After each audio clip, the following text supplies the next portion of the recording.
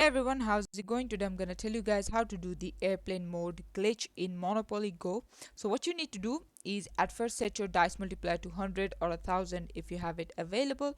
After that you want to turn on the airplane mode and like start rolling, but make sure you have either a notepad or a pencil next to you or your screen recording, because what you need to do is actually roll all of them, and then what you need to do is either write down the roll numbers, or if you use the screen recorder then that's better.